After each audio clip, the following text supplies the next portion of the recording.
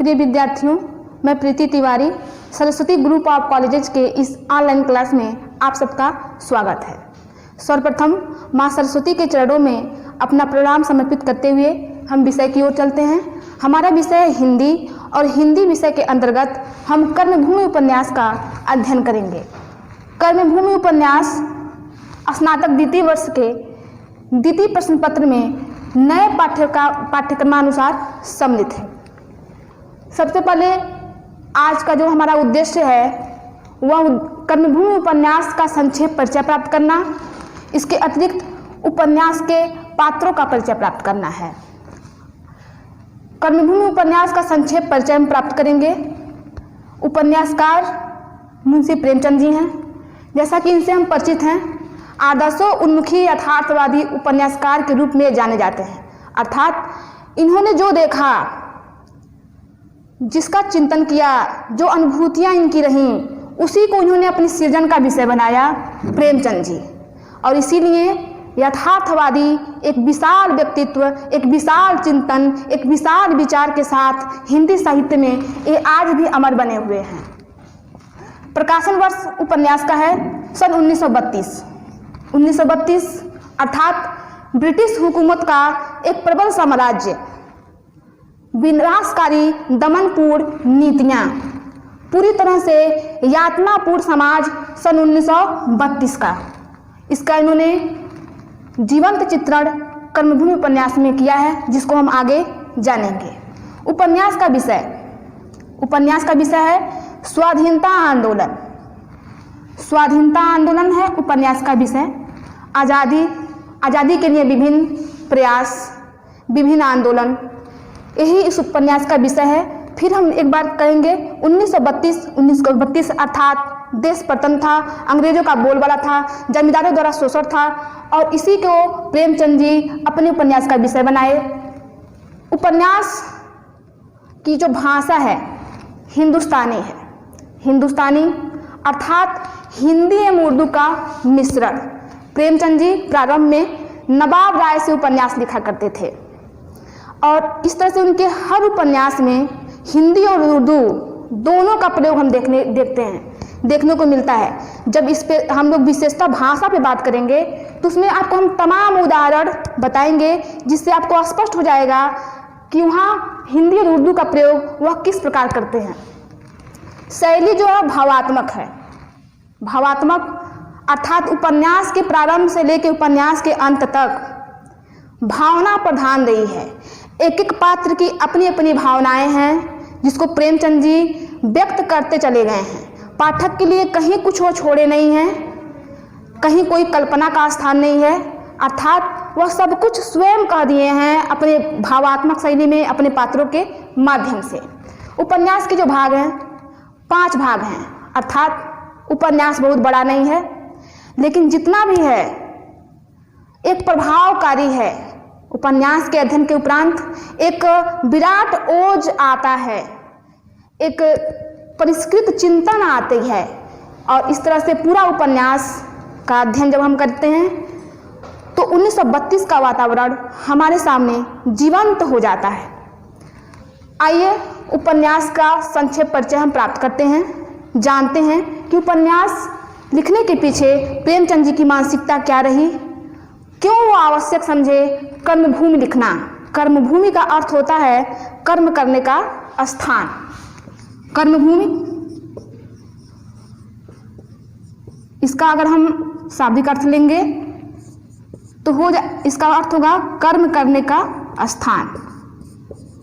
अर्थात व्यक्ति कहीं भी रहता है, चाहे जहां भी रहे, लेकिन अंततः वह अपने कर्मभूमि के प्रति ही झुकता है, उसी के प्रति उसका आकर्षण बढ़ता है और वह वहीं आता है। हम जब उपन्यास पढ़ेंगे तो हम देखेंगे कैसे कैसे पात्र कहाँ से कहाँ पहुँचते हैं और अंततः होता क्या है। उपन्यास कर्मभूमि जो हमारे अध्ययन का विषय है, इस उपन्यास में प्रेमचंद जी एक बड़े चिंतन के साथ हमारे सामने उपस्थित होते हैं। एक विराट विजन लेके आते हैं, और मुख्य उद्देश्य जो है वो कहीं ना कहीं 1932 के वातावरण से परिचित कराना है। प्रेमचंद जी का एकमात्र उपन्यास कर्मभूमि है, जिसका विषय स्वाधीनता है। उपन्यास जहाँ से शुरू होता है और जहाँ पे ख़त्म होता है, अर्थात स्वाधीनता से शुरू होता है, आज़ादी की लड़ाइयों से शुरू होता है और अंत भी आज़ादी के लिए किए गए अनेक प्रयास के साथ होता है। यदि कहीं बीच में कोई प्रेम प्रसंग आया, किसी स्त्री पुरुष के बहस की बात आई, कोई अधिकारों की बात आई, तो उसका भी संबंध कहीं न कहीं स्वाधीनता से ही है।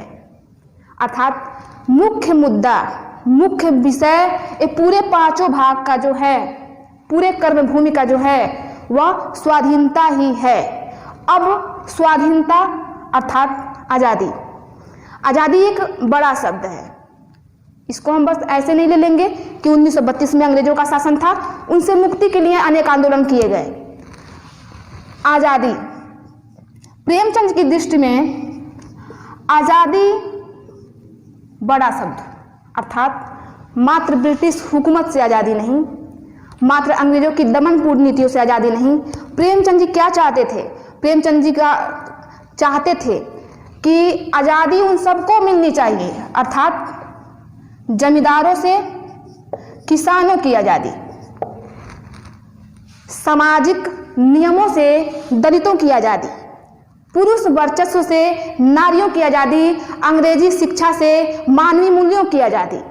और ऐसे जब हम इन सारे स्तर पे आज़ादी को प्राप्त करेंगे, तभी हम वास्तविक आज़ादी को प्राप्त कर सकते हैं। यह प्रेमचंद जी का विचार रहा है। एक क्रांतिकारी भावना, एक ओजपूर्ण शैली उनके चरित्र की प्रधान विशेषता रही है। इसके अतिरिक्त प्रेमचंद जी कहते हैं दलितों का शोषण था 1932 के समय में। दलित अत्यंत यातनापूर्ण जीवन व्यतीत करते थे। अछूतो उद्धार की समस्या थी, धार्मिक समस्या थी, हिंदू मुसलमान की समस्या थी, अनेक समस्याएं व्याप्त थीं। अगर कोई निश्चिंत था तो जमींदार वर्ग थे, वह नेता, प्रोफेसर, डॉक्टर, वकील थे। और प्रेमचंद जी कहते हैं कि यदि ये लोग, यानी जो धनिक वर्ग हैं, जो बड़े वर्ग हैं समाज के, यदि ये लोग आज़ादी में सम्मिलित होते हैं तो उन्हें संदेह की दृष्टि से देखते हैं।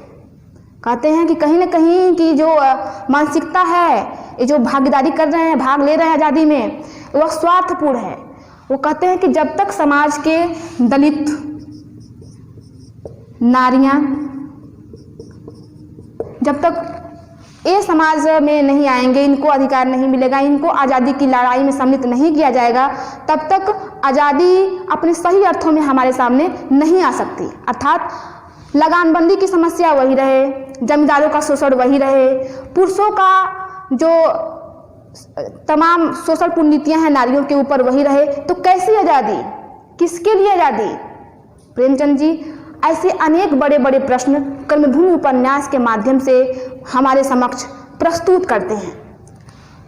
कुल मिलाकर के अगर हमें कहना हो, कर्मभूमि का परिचय बताना हो, तो हम यह कह सकते हैं कि स्वाधीनता आंदोलन का एक प्रभावकारी चित्रण, एक जबरदस्त चित्रण, एक महान क्रांतिकारी विचार देखने को मिलेगा। 1932 की जो समस्याएं व्याप्त थीं, जिसकी चर्चा हम लोग बाद में करेंगे, लगान की समस्या, हिंदू मुसलमान की समस्या, धार्मिक समस्या, नारी मुक्ति की समस्या, अंग्रेजी शिक्षा से मानवीय मूल्यों को बचाने की समस्या, इत्यादि जो समस्याएं व्याप्त थी 1932 के समय, उन सब का चित्रण कर्मभूमि उपन्यास में देखने को मिलता है। आइए हम, चूँकि उपन्यास या कहानी कुछ भी पढ़ने से पहले उसमें जो मुख्य होते हैं पात्र होते हैं। प्रेमचंद जी के जो पात्र हैं अपने आप में महान हैं, या हम ये कहें कि इन पात्रों के माध्यम से प्रेमचंद जी स्वयं बोल रहे हैं, स्वयं अपने विचारों को व्यक्त कर रहे हैं। एक एक पात्र अपने आप में एक महान व्यक्तित्व लेके हमारे सामने आता है। कहीं भी पाठक के लिए कुछ शेष नहीं है, सब प्रेमचंद जी कह दिए हैं। सबसे पहले उपन्यास के प्रमुख पात्र समरकांत। समरकांत काशी के एक धनी व्यापारी हैं। इसके अतिरिक्त उपन्यास के नायक अमरकांत के पिता हैं। समरकांत का व्यक्तित्व देखेंगे संक्षेप में। इसके अतिरिक्त आगे की कक्षाओं में एक एक पात्रों का चित्रण करेंगे, जिसमें हम उनको गहराई से जान पाएंगे। समरकांत का जो व्यक्तित्व है एक धन पिपासु व्यक्तित्व है, अर्थात वह उद्यमी तो हैं लेकिन धन के लिए वह प्राण देने वाले हैं।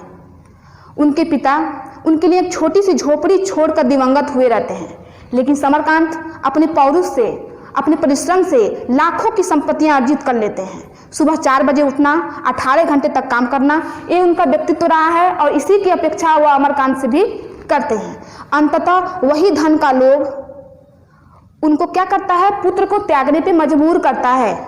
और इसका एक प्रमाण देती है सुखदा, कहती है पिताजी आपका दोष नहीं है, अमरकांत के घर त्यागने में, अमरकांत के जेल जाने में न आपका दोष है न मेरा दोष है।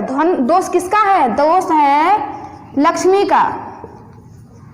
अगर जो सारी घटनाएं घट रही हैं किसी का दोष नहीं, आपने घर से निकाला, अमरकांत को जेल जाना पड़ा, मैंने उसको तिरस्कृत किया, इसमें न मेरा दोष है न आपका दोष है न उसका दोष है, दोष है लक्ष्मी का। अर्थात जो भी हुआ वो सब लक्ष्मी कराई। लक्ष्मी अर्थात धन, ये कोई पात्र का नाम नहीं है, लक्ष्मी अर्थात धन। तो ऐसे में समरकांत का व्यक्तित्व मुख्यतः धन पिपासु के रूप में शुरू तो होता है, लेकिन उपन्यास का अंत आते आते विचारधारा, हृदय पूरी तरह से परिवर्तित हो गया होता है और स्वतंत्रता की लड़ाई में समरकांत बढ़ चढ़ करके भाग लेते दिखाई देते हैं। अमरकांत समरकांत का पुत्र एवं राष्ट्रभक्त नवयुवक।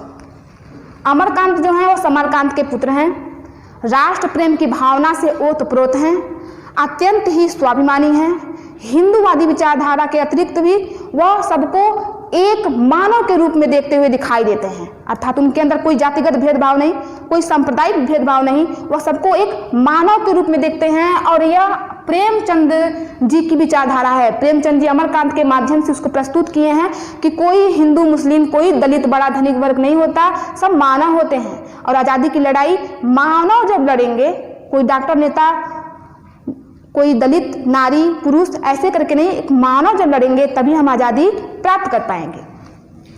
अमरकांत का जो स्वाभिमानी व्यक्तित्व है, जिसका हम स्थान स्थान पर दर्शन करते हैं, उसका एक प्रसंग आपके सामने प्रस्तुत करते हैं। अमरकांत विद्यालय से आते हैं और एक विशाल भवन में एक छोटी सी कोठरी लेकर आते हैं। प्रेमचंद जी ने लिखा है कि भवन इतना बड़ा है जिसमें एक बारात ठहर सकती थी। ऐसे विशाल भवन में उन्होंने अपने लिए एक छोटी सी कोठरी का चयन किया और वहीं उसी कोठरी में बैठ करके चरखा चलाते हैं। पिता समरकांत आते हैं पुत्र के पास और एक व्यंग्यपूर्ण लफ्ज में कहते हैं कि कब से चरखा काट रहे हो, कितना काट लिया होगा 2-4 रुपए का। पुत्र के स्वाभिमान को एक ठेस पहुंचती है और पुत्र अमरकांत कहते हैं कि चरखा धन के लिए नहीं काटा जाता है, चरखा धन के लिए नहीं चलाया जाता है। समरकांत कहते हैं तब किस लिए चलाया जाता है? अमरकांत कहता है कि चरखा तो आत्मशुद्धि के लिए चलाया जाता है। अब अमरकांत का यह बयान कि चरखा तो आत्मशुद्धि के लिए चलाया जाता है, गांधीवादी विचारधारा से प्रभावित अमरकांत को दिखाता है। इसके अतिरिक्त जब सुखदा और समरकांत दोनों लगातार उसे कहते हैं कि व्यवसाय अपनाओ, ये व्यर्थ का समाज सेवा छोड़ो, व्यवसाय अपनाओ, धन ही सब कुछ है, धन नहीं रहेगा तो कुछ नहीं है। अमरकांत एक करारा जवाब देता है और कहता है कि संसार में धन ही सब कुछ नहीं है, धन होगा प्राण तो होगा किसी का, मुझे धन की कोई इच्छा नहीं। जो समाज के जमींदार गरीब वर्ग हैं, मजदूर वर्ग हैं, वह भी अपनी आत्मा और धर्म का निर्वहन करते हुए अपना जीवन यापन करते हैं और मैं भी कर लूँगा। पिता की संपत्ति को तिलांजलि देकर, पिता की संपत्ति को छोड़कर अमरकांत चला जाता है, जिसको हम जब कथानक पढ़ेंगे, जब सारांश पढ़ेंगे उसके अंतर्गत पढ़ेंगे। नैना अमरकांत की बहन है और समरकांत की पुत्री है। नैना का व्यक्तित्व अपने आप में एक महान व्यक्तित्व है। प्रेमचंद जी क्या वर्णन करते हैं नैना का, क्या चरित्र प्रस्तुत करते हैं नैना के माध्यम से। एक भाई बहन का अमिट प्रेम, एक भाई बहन का असीम स्नेह, वो भी कब? विडंबनापूर्ण स्थिति में। नैना अमरकांत की सगी बहन न होकर के सौतेली बहन है, अमरकांत के बीमाता की पुत्री है और बीमाता की पुत्री होने पर भी लाख प्रयास के बाद भी वह अमरकांत के प्रति अपने प्रेम को कभी कम नहीं करती है। अंत तक भाई बहन का प्रेम प्रेमचंद जी दिखाए हैं और इसका हमें उदाहरण, इसका प्रमाण उस जगह मिलता है जब अमरकांत अपने विद्यालय से लौटता है उदास थके मन से। नैना दौड़े हुए आती है और पूछती है भाई से कि भाई क्या हुआ, फीस जमा हुई कि नहीं हुई। भाई बहन का आपसी प्रयास मनोविनोद। अमरकांत बहन को चिढ़ाने के लिए कहता है कि नहीं हुआ, फीस जमा नहीं हुआ, और उदास मन हो जाता है। नैना देखती है भाई उदास है, वह व्याकुल बेचैन हो जाती है और कहती है कि तुमने मुझसे क्यों नहीं कहा, मैंने कहा था ना कि तुम मेरे कड़े ले लो, अर्थात कि तुम मेरे कड़े ले लो, मेरे कड़े बेच करके तुम अपनी फीस को जमा करो, अपनी पढ़ाई जारी रखो। एक त्याग, प्रेमचंद जी एक बहन का त्याग दिखाते हैं, किसके लिए, एक भाई के लिए। नैना का प्रेम इतना असीम है अमरकांत के प्रति, या अमरकांत का नैना के प्रति, कि अमरकांत जो बात अपनी पत्नी से नहीं कहता, अपने सुख दुख, अपने यश अपयश, लाभ हानि, सब कुछ वह नैना से कहता है।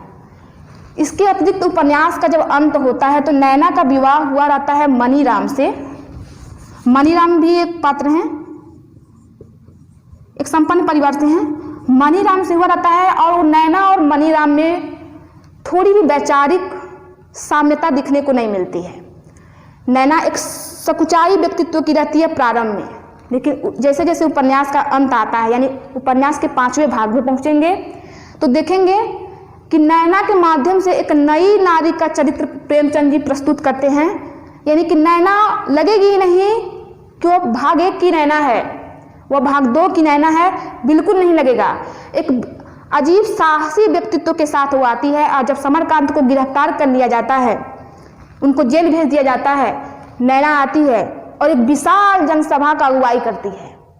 आगे आगे नैना, पीछे से जनता। मनीराम उसी समय अपने विद्वेष की भावना से एकदम ग्रस्त होता है और सामने से आकर के नैना को गोली मार देता है और नैना आत्म बलिदान को प्राप्त होती है। और नैना का बलिदान ही इसको कर्मभूमि में अत्यधिक महान बना देता है। सुखदा जो उपन्यास की नायिका के रूप में सामने आती है, सुखदा अमरकांत की पत्नी है, अत्यंत ही संपन्न परिवार से, विलासी। शुरू में जब हम देखते हैं तो सुखदा और अमरकांत दोनों पति पत्नी हैं। अब विवाह के 2 वर्ष के बाद भी दोनों के विचारों में कोई साम्यता नहीं आती। या ये कहिए कि प्रेमचंद जी लिखते हैं कि जो 2 भिन्न जलवायु के जीव को एक पिंजरे में बंद कर दिया जाए, स्थिति क्या हो सकती है, आप विचार कर सकते हैं कि 2 भिन्न जलवायु के जीव को एक पिंजरे में बंद कर दिया जाए। वही स्थिति थी अमरकांत और सुखदा की। अमरकांत सारा जीवन उच्च विचार की भावना से ओतप्रोत, धन के प्रति कोई लोभ नहीं, और सुखदा भोगमयी विलासिनी नारी जिसने कभी अभाव न देखा था। सुखदा अपने जीवन में अभाव जानती ही नहीं थी कि क्या होता है। और जब इसका परिचय कब मिलता है कि जब अपनी माँ से कहती है, रेणुका से, कि माँ तुम जानती हो क्या चाहते हैं, वो चाहते हैं कि मैं मजदूरी करूं, रूखा सूखा खाऊं, तो ये हमसे नहीं होगा। इसके लिए अगर नाता तोड़ना है तो मैं तोड़ दूंगी, लेकिन मैं ऐसे जीवन यापन नहीं करूंगी। अब इस पंक्ति में एक विलासिनी नारी, एक भोगमयी नारी जो अपने भोग के लिए, अपने विलास के लिए अपने पति से नाता तोड़ने को तैयार है, लेकिन अभाव का जीवन, सादा जीवन जीने को तैयार नहीं है। इसके अतिरिक्त वह बार बार अमरकांत को धन के लिए प्रेरित करती है। कहीं ना कहीं उसके मन में होता है कि यदि यह धन उपार्जन नहीं करेंगे तो आगे का जीवन मेरा क्या होगा, अभावमय हो जाएगा। लेकिन जैसे उपन्यास का अंत होता है, सुखदा का व्यक्तित्व परिवर्तित हो गया होता है, उसे अपनी भूलें स्वीकार हो गई होती हैं।